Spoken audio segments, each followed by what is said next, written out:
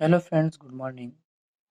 Welcome to my channel Shukla group of education which is conducted by Pawan Shukla. आज हम आपके लिए लाए हैं रस के बारे में संपूर्ण जानकारी और ट्रिक्स।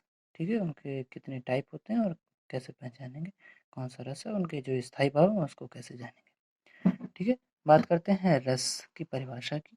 तो रस का अर्थ क्या होता है? तो कहते हैं रस का शाब्दिक अर्थ क्या होता है? आनंद। ठीक है भाई, रस का शाब्दिक अर्थ क्या होता है? आनंद। वाक्य को पढ़ने या सुनने में जिस आनंद की अनुभूति होती है उसे रस कहा जाता है। ठीक है, रस यानी कि मधुरता। ठीक है, यूं समझ लें, मधुरता। ठीक है, वाक्य को पढ़ने या सुनने में, या तो पढ़ें या तो सुने, और जो आनंद मिले, ठीक है, उसे ही हम क्या बोलेंगे? रस कहते हैं। अब रस को काव्य की आत्मा, प्राण तत्व माना जाता है।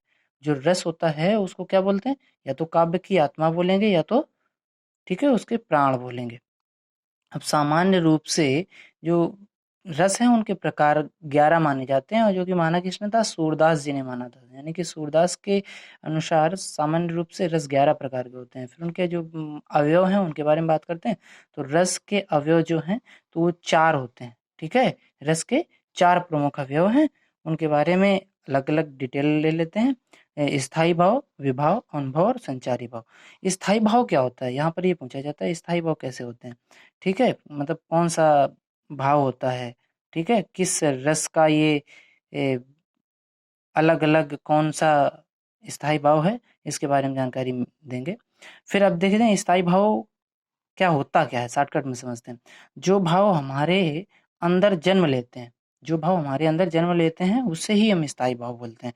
ठीक है, और ये क्या होते हैं कि परमानेंटली होते हैं। स्थायी का मतलब स्थायित्व तो होता है इसमें।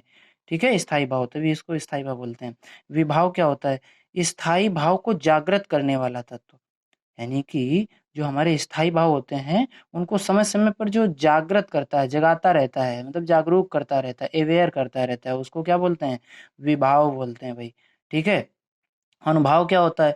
मन के भाव को व्यक्त करने वाली शारीरिक विशेषताएं बोलते हैं।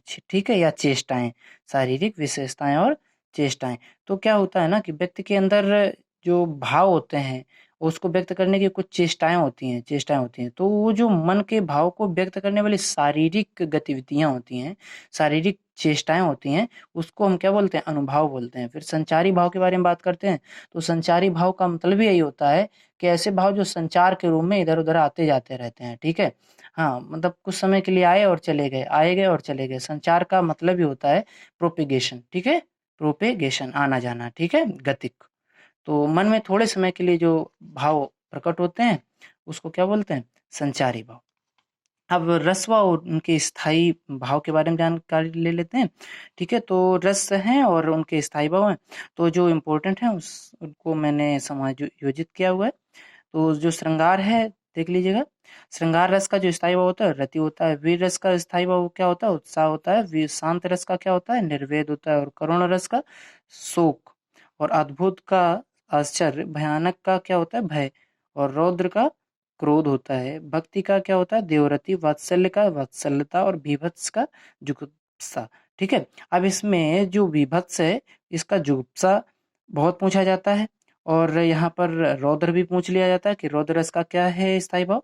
और भयानक का भी कभी कभी पूछ लेते हैं, जो कि इजी है वैसे तो। और यहाँ पर श्रृंगार और वीर और करुण। ठीक है, श्रृंगार, वीर और करुण, ये इंपॉर्टेंट है। ठीक है, मिलते हैं अगले वीडियो में।